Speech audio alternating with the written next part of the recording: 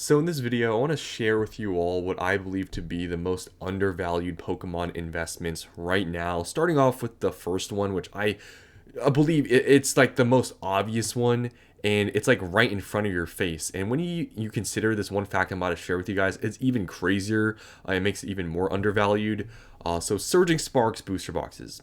I've been talking about this for a couple of months now, and now more than ever, it's definitely undervalued. Like there's no denying it. And the reason for that being is because, guys, at this point in time, Surging Sparks booster boxes, they're the cheapest Scarlet and Violet era booster box.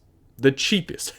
I know that sounds crazy, but it's the fact. They are the cheapest Scarlet and Violet booster box by a, pretty big margin. It's kind of surprising to say, but it's the cheapest one.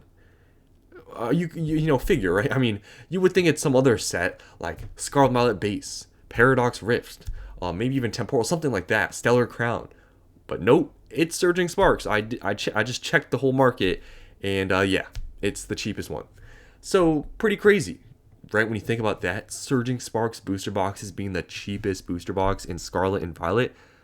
I know artwork is subjective. What a good set is subjective. But let's be honest here. Surging Sparks is not the worst main set by far, right? It's just not. And it's the cheapest booster box. There's no way. And at this point, guys, Surging Sparks is a year old. It was released November 8th or something like that. So it's a year old. It's already gotten multiple, I guess reprints, or I guess one official one, and I guess recently a reason why it's been going down more, I believe, is because you see many people find them in vending machines. I mean, this is like an obvious buy. More supply from vending machines. We've already had like a reprint of this. It's a year old, and it's the cheapest booster box. Like, how could you not consider this undervalued right now? And when you look at this set, it has over $1,000 in total set value, which, I mean, at this point, when you look at, okay, Mega Evolution, Destined Rivals, I guess even Phantasmal, it doesn't seem that crazy, but relative to Scarlet and Violet era, over $1,000 for a main set is pretty expensive. So it has the Pikachu SAR, which is still pretty expensive for a raw card, $300. In a PSA 10, it's around $1,000. I mean, that's, for this being the cheapest booster box, I mean, that's pretty crazy, right? I mean, it's a pretty, known SAR in this era. Latios, also pretty popular SAR, along with the Milotic. 3 very strong SARs in, Surging Sparks that are, all above $100. And it's the cheapest booster box. Like, it's crazy to think about, but it is. That's the case. So, just that alone, I mean, you don't even got to compare it to anything else to, see it's undervalued. But let's just compare. Let's look at some other examples of what I would say are, objectively worse sets than Surging Sparks and see how expensive they are. First, Scarlet and Violet Base, as you see here, lowest listed, $138, which you look at Surging Sparks, the Surging Sparks is cheaper than Scarlet and Violet Base. Now I know Scarlet and Violet Base is much older than, Surging Sparks. I get it, but the point I'm trying to make here, it's a base set that's worth, $576, top chase card being $50. Look at this. Like, I know age on a set matters. I know product scarcity, getting older matters. But really, we're talking about Scarlet Violet Base being, I know it's, minimally more expensive. But still, even though it's even if it's just close as crazy, to me at least, that, Scarlet Violet Base is actually a little bit more expensive than Surging Sparks. Next year, Paradox Rift. Paradox Rift, I think, is a sort of bottom to mid-tier set in my opinion. It's the same price as Scarlet and Violet Base. And as you can see, their total set value is closer to Surging Sparks, it's $870. Top chase card, only $83 comparatively to the Pikachu, which is over $300. And the rest of the cards in here are not very expensive. And Paradox Rift is more expensive than Surging Sparks. Now, continuing, Temporal Forces is about $280. And Temporal Forces, when you look at the set, you can see top chase card, not even close to $100. Total set value around the same as Paradox Rift. Temporal Forces, and Paradox Rift, both also have not gotten reprints. I guess that is worth mentioning. But, they're not that expensive of sets. and they're definitely the chases in these sets are definitely not as popular as the Pikachu SAR, the Latios, or the Milotic.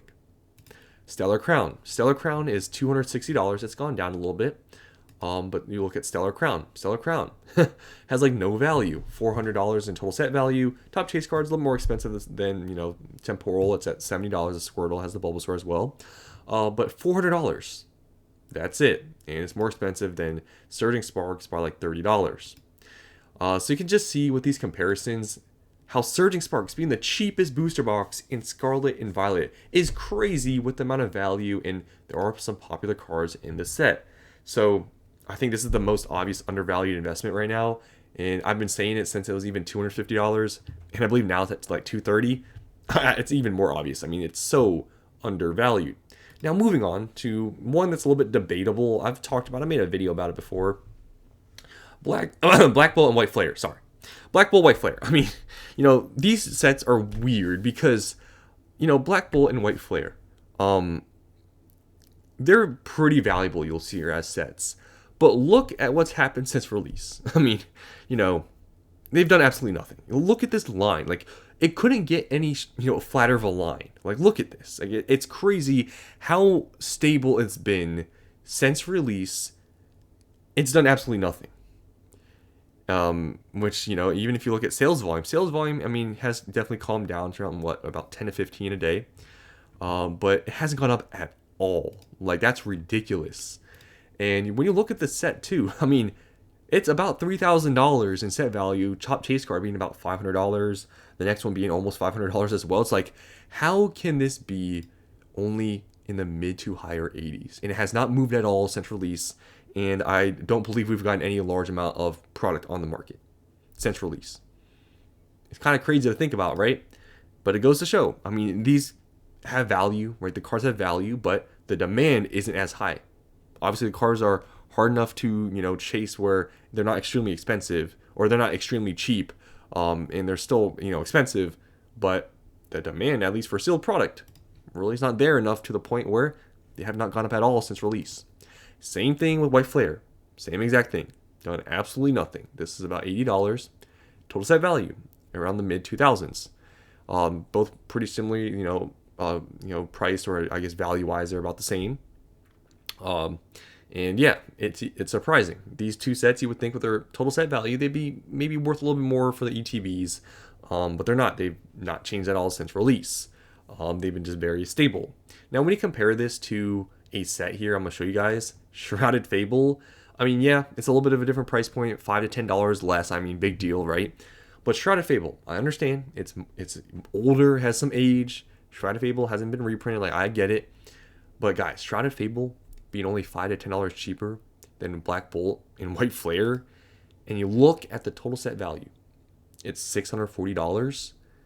That's kind of crazy, right? I mean, I know these are newer. There hasn't been reprints. It can happen. I get it. Shrouded Fable, very unlikely to get reprinted. Like, I get it. But still, the value difference is astronomically, crazy to me that these are so cheap. You would think these would be closer to $100, but they're not. So therefore, I think they're undervalued. Now, I'm not saying that this set or this product is going to skyrocket anytime soon, because I don't think so. Like, I'm not trying to set this up as any of these are going to skyrocket anytime soon. But when you look at relative value and comparing it to other sets, I believe especially Surging Sparks is extremely undervalued. And Black Bolt, White Flare, you can make the argument too, because look at Shrouded Fable. I mean, should they be even near the same price? It doesn't really make much sense, right? So I want to make this video to show you guys these undervalued investments. I truly believe the biggest one here that I would actually recommend is Surging Sparks. Like, it's unbelievable. It's the cheapest booster box right now, but it is. So let me know what you guys think. Do you think you would add any other sets here? I think these are the most obvious ones, but you guys can let me know what you think down in the comments below. Thanks for watching, and I'll see you in the next one.